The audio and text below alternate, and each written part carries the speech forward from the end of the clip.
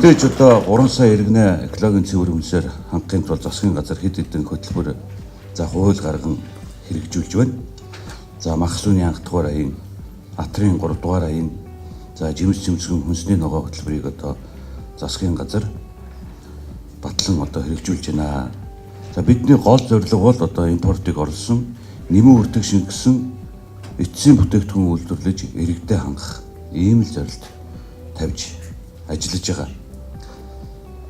За энэ зорилтын хүрээнд бас салбарын суур хурлах 2 том хуулийг бол одоо бас өнгөрсөн 12 сард улсын их хурлаар бид баталсан.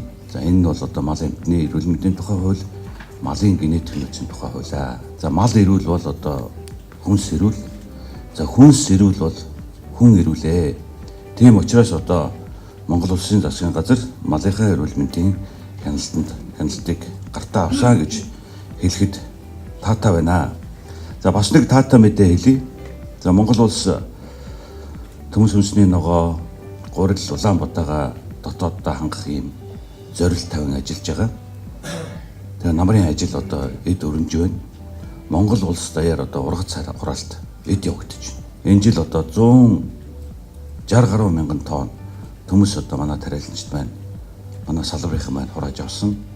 Өнөөдрийн байдлаар бид 80 гаруй мянган тонн одоо хүнсний ногоо бас хурааж авсан. За хүнсний ногоо хэрэгцээг бол бид 60% хангах юм боломж одоо нэгдэж байна. За үр тарианы хувьд бол бид өнөөдрийн байдлаар нийт үр тарийныхаа 70% буюу 300 гаруй мянган тонн үр тариа Улаанбаатараа хурааж авсан байна. За энэ бол урьдчилсан мэдээ. Ургац хараалт бас хараахан дуусаагүй байна. 7 хоногийн дараа бас мэдээ гарна. За ингийн бол Монгол улс импортоор Улаанбаатар төмс авах шаардлагагүй, дотооддоо төмснийхөө хэрэглээ Улаанбаатарынхаа хэрэглээг 100% хангах юм боломж нэгж байгаа гэдгийг бас энэ дээрээс баяртай мэдэгдэе.